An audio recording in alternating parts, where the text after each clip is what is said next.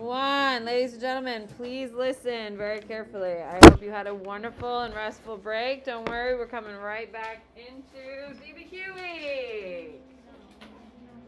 Yeah, we're in a writing week, so I hope you had fun. So, ladies and gentlemen, I have a ton of people who are out on COVID, so please make sure you are taking care of yourselves. Please, please, please, please. You'll notice the new mask upgrade. And KN95, because like 95 I wouldn't be able to breathe talking to you people all day. So if you are listening to me right now, because you're at home, that's why I'm even more muffled than usual. All right, ladies and gentlemen, we are in DBQ week. You are going to learn how to write a DBQ, but unfortunately you will not be today because I can't teach you how to write a DBQ unless you learn the document. So we're focused on documents today. Okay, ladies and gentlemen, let's talk homework. Your homework for today is to finish happy on all of your docs. Is everyone clear on that? Explicitly clear, yes? During writing week, is it ever okay to show up with no homework? No, because I will lose my shit. And if you think it's going to be even nicer after a break, you're wrong. Do your job and I'll do mine, yeah? Perfect. So, ladies and gentlemen, everyone needs to have their homework completed, which is completing the docs. I'm going to give you a huge jump start in class to make it easier for you so you have a better expectation of what you should be analyzing for. So if we keep moving, things will be better for you. Okay, quickly, let's pull out the DBQ I have for you. It's called Philip and Sadie, a breakup DBQ. I have never done one of these, and I'm kind of into it. I usually do, like for instance, we're going to write 2 DBQs this week. Apparently, Philip and Sadie, we're going to write that DBQ, and we're going to write the Atlantic slave trade DBQ. Yeah, so I thought it would be fun, because no one really wants to come back from break to write a DBQ. Can we agree? So we are going to have a little bit of fun at the expense of this fake, fictitious couple who are breaking up in the most high school of drama and write a DBQ about that, because you can write a DBQ about anything, and that's what we're going to do. So, ladies and gentlemen, I thought this would be more entertaining and controversial for us to discuss learning how to write a DBQ, just because it has a more fun topic than Atlantic slave trade does not mean it is a waste of our time. Is everyone clear? I'm not really into wasting my time. I just thought it'd be an easier topic than, for say, the silver trade, which is also another DBQ we'll be writing later on, the Chinese silver trade. So, with that being said, our topic is Philip and Sadie. Now, we are going to be writing a DBQ this week. A DBQ stands for document-based questions. A document-based questions means they give you a prompt, which you'll see here at the bottom, and then if you turn the pages, you will see they give you documents. Okay, it's the same thing with every. Now, because of the new modification of the new exam, you have between 5 and 7 documents. You have between 5 to 7 documents that they will be giving you. This set has 7 documents you'll be analyzing. So tonight for homework, you have to finish all 7 documents. Okay, so what is a DBQ? You get 5 to 7 documents, you get a prompt. Then you have to use all the evidence you collect from the prompt, outside knowledge, and you use it all to create an essay. That is using the documents as proof. Okay, so it is very tricky. Today you are not going to learn how to write a DBQ because I can't teach you how to write a DBQ until we write a DBQ, yes? Today we're just analyzing documents. That skill that you've hated every single Monday when we do, that skill is now more important than ever because, of course, you know document analysis is on your multiple choice, yes? It's in your short answer questions, and it is everything to the DBQ. Ladies and gentlemen, if you misanalyze your documents, you will fail the DBQ. And if you fail the DBQ, you'll fail the exam. The DBQ is the hardest of the essays. They think you can do it in an hour and 15 minutes, which I think is comical, because I don't know if I could write a decent one in like 45 minutes, 50 minutes. You guys, with all the pressure of the day, plus having the writing section and having the multiple choice, that's a lot of pressure. Can we agree? So they think you can do it in an hour. So how the exam is going to be laid out. You do the multiple choice. You'll have between 35 to 45 questions, depending on how complex the questions are. Then you finish that section, you close your multiple choice packet, and then you pretty much, on their cue, open up your short answer questions, and you have 40 minutes to answer 4 short answer questions, which we've done 1,000 times. You're ready to go on those. Then you close your stuff, you turn in those supplies, then you take a 10-minute break. 10 minutes, really, 25 minutes by the time they collect everything, distribute everything, all that stuff. And then you sit for 2 hours.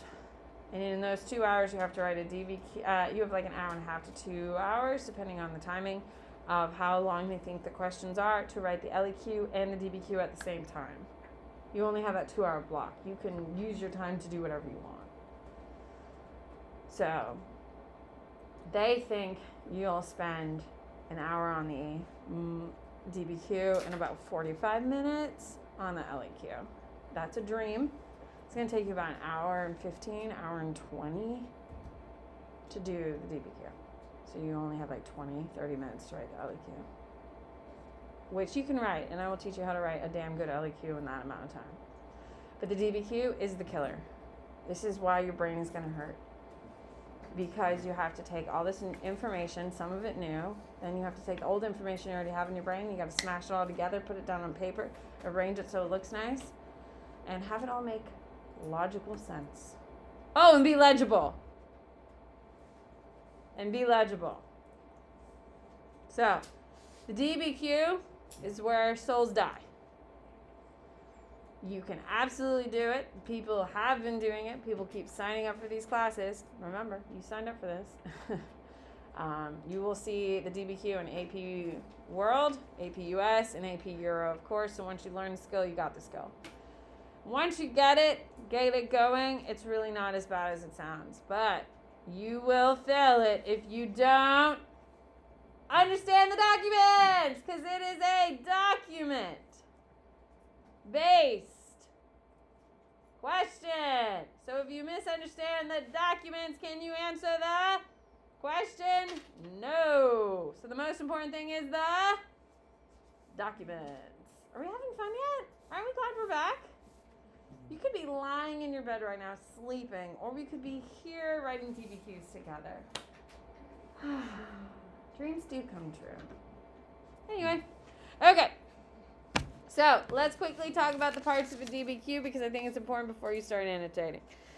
I'm going to go through this in way more detail tomorrow. Once we've gone through the documents, we can actually start talking about the pieces. Does that make sense? But we can't really talk about the pieces until we understand the documents, so that's why we're doing documents today, writing tomorrow. So, ladies and gentlemen, all DBQs require you to respond to the prompt with a defensible thesis or claim that establishes a line of reasoning. Okay? You have to have an argument, and then you have to defend it. There is a broader context called contextualization you have to describe. So what is happening in the world in this time that would present this opportunity? 3, use the provided documents to support the argument and the response. You have to actually use the documents. You will actually say in your essay, document 1, document 6, document 3, document 4. You're using the documents. You actually have to understand the documents to use the documents. For 3 of those documents, so you're going to mention 6 of them, but 3 of them you have to use point of view, audience, purpose. Oh my God, are these skills we've been practicing all year? Yes. Isn't that so much fun? Isn't it lovely when we complete the circle? Yeah, so all the skills, those little happy things that you absolutely hate, are what we've been doing. Intended per audience, the whole thing. Then you have to demonstrate a complex understanding by defending your argument by pulling in outside information. Are we excited? Yeah, that's fair. Andrew is a definitive no. I'm not excited, and that's very fair. So, Ladies and gentlemen, that's what a DBQ is. It is, of course, easier when we kind of do one together. Does that make sense? Hello?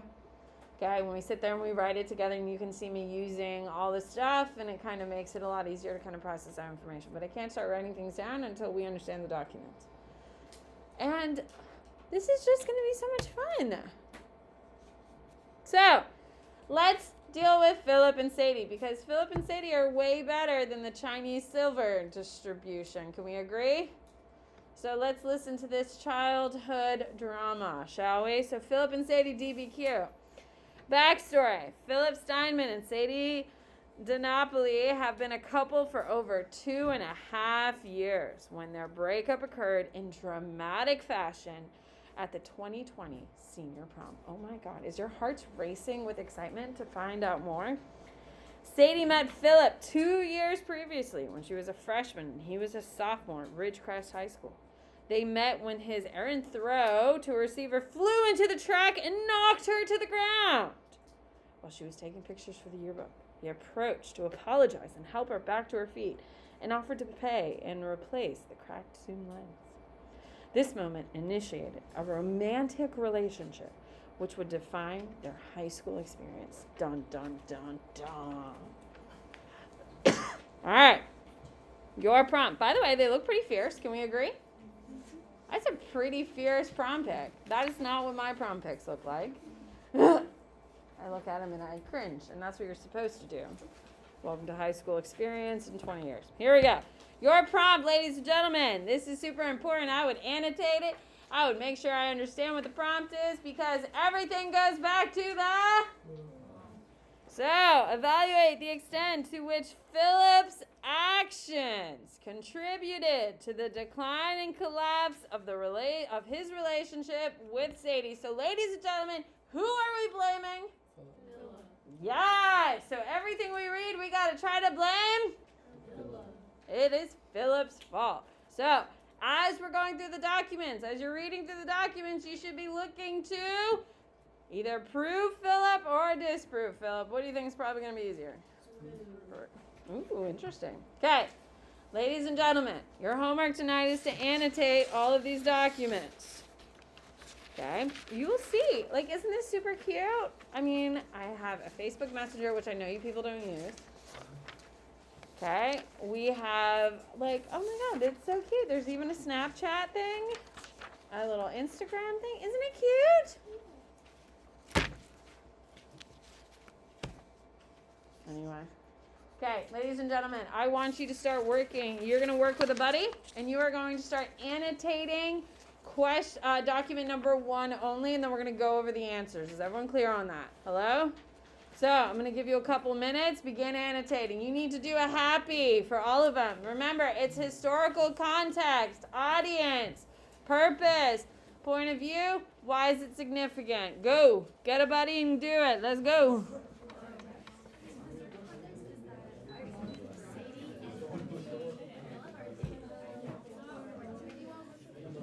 Guys, make sure you are annotating. Go through it.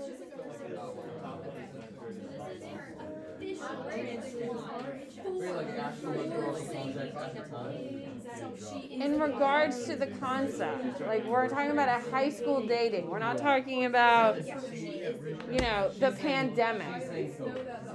No, we're talking a little more. Because in regards to this, COVID hasn't happened. COVID's not brought up at all. If you really go through it, it'll make sense, Parker. And keep in mind, Parker, we're going to go over the answers so you know exactly what you should be expecting to make it easier to kind of go through. Wait. Parker and Gattaky work together. Cassidy, turn and share with your neighbor. Let's go, Taylor.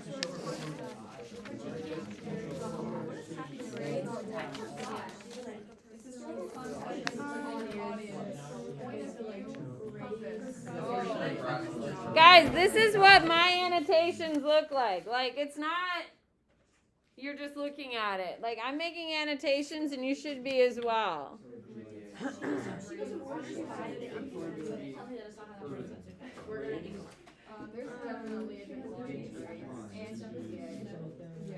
I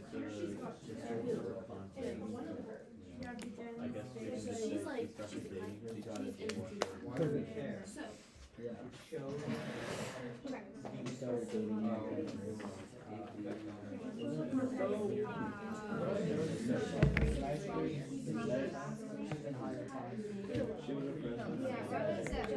so we started dating friends, and this fall friends started dating, and so yeah, when she was sophomore, her grades get lower than they were freshman year. And they didn't meet at the beginning, but I was like, she's the one that's here.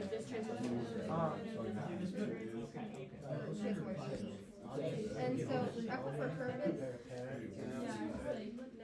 I put to show how she in a relationship with her led to define